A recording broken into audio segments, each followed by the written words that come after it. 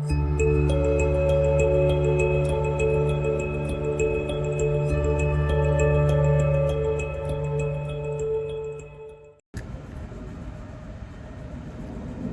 are you doing over there? Moses. Hey guys. I'm here enjoying a hand-wrapped cigar from Ybor City here in the Tampa area.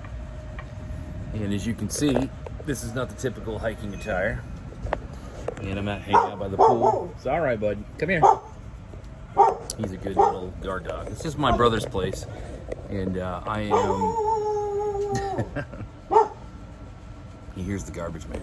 I'm here on a break, so I wanted to give you guys a little update on the channel and tell you, first of all, thank you for watching all the videos. It was hard to... It's kind of hard to edit them. Moses, come here. It's hard to edit them on the trail, so I just kind of threw them up. They're long. There they are, exactly what happened, and that's how I put them up. So I see a lot of you guys seem to like that. I'm just going to keep doing that for the most part. All right. I'm off the trail, obviously, and I came off the trail about 2 months ago to try to get ready for my work, which generally happens between April and May. I start getting out on the road and working again. And that's one of the things I want to talk about. One of the questions, I've got 2 videos coming up. I might make it into one. The next video is going to be about this question that I get all the time. How do you do this? How do you fund this? How do you have the money to do this through hiking thing? And honestly, it's even bigger than through hiking. It's how do you live mobile and free, you know, which is a part of my channel as well. It's not just about hiking. I've spent the last 4 or 5 years, 5 or 6 years, traveling the country in a variety of vehicles, trying to get as free as possible to see as much of the world as I can.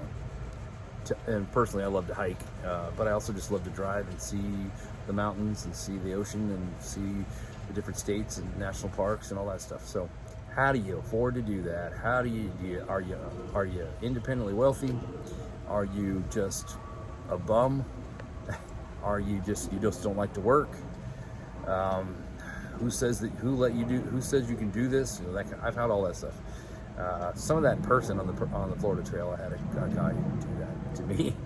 He wanted to know what I was doing. I told him, and we met outside of a dollar store where I was getting supplies and resting. And he just looked at me. He's like, "What are you doing, man?" And I told him. He's like, "You're walking 1,000 miles. You're taking 3 months off work. You can't do that." I mean, it never had crossed his mind that you could even schedule your own life, you know, outside of the box, let's put it that way. And that's pretty common, isn't it? That's what most people think. But I told him, yeah, man, I didn't go into detail about how I did it and what it took to get to this place. But I'll tell you this, for the highlights, I'm going to touch on the next video and in more detail. If you want to be free of the financial, if you want to have freedom to move about, not be chained to a desk, not be doing a job you hate. If you love your job and it's a corporate job or any kind of, or you're running your own business or whatever, and you're happy, then you're happy. That's great. If you're not happy and you're looking at these videos like I did, other people's videos, and saying, man, how does that guy live out of his RV, travel the country? He's not working a job. Every video is about a new place she's traveling. I'm thinking of Nomadic Fanatic, for example. If you look up his YouTube channel, how do these guys do this van life, living out of a bus? I mean, what is this? And I just went, that's exactly what I need to do. I'm tired of this grind. I'm tired of being trapped in a machine of a monthly income that barely pays the bills, and then you got to keep doing it. And you never get out. You never have time. So many people in my life, I've heard,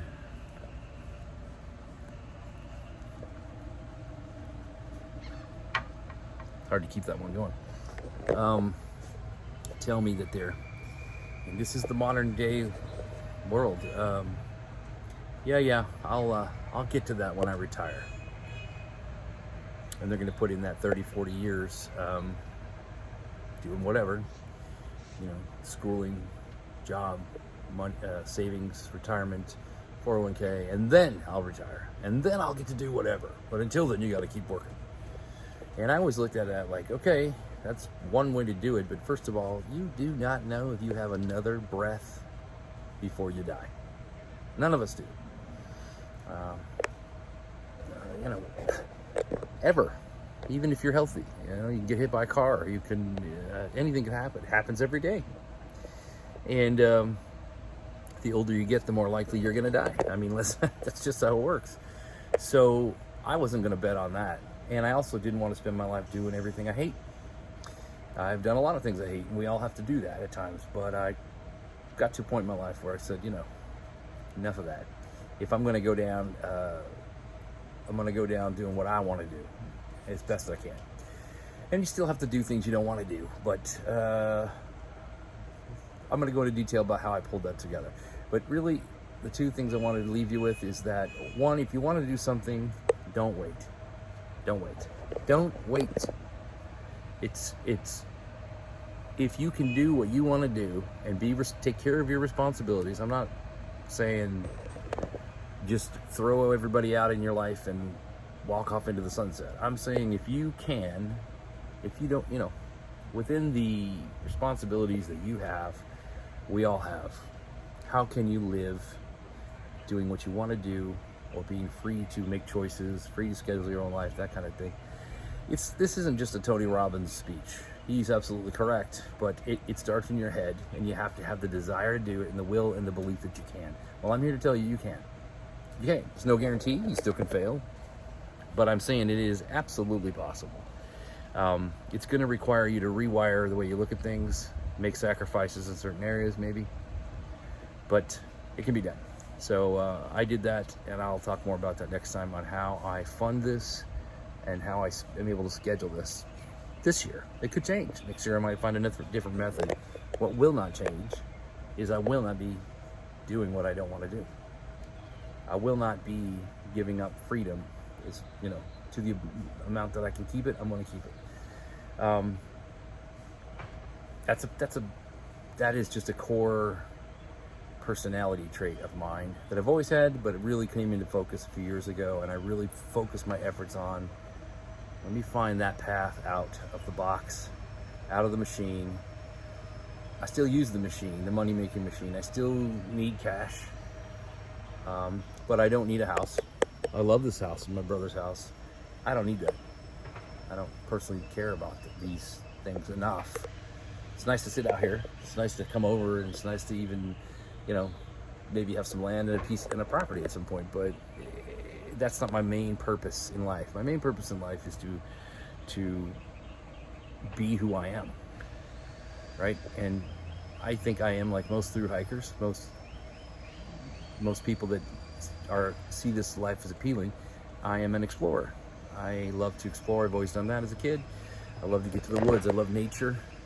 I love the challenge, physical, financial, logistic, all the challenges of doing even a couple night hike, and it's now extended into a through hike. And now I'm going, okay, 700 miles, that doesn't sound like even near enough. I got to make that, it starts growing as you learn the skills you need. But the core personality trait is, I got to get out here.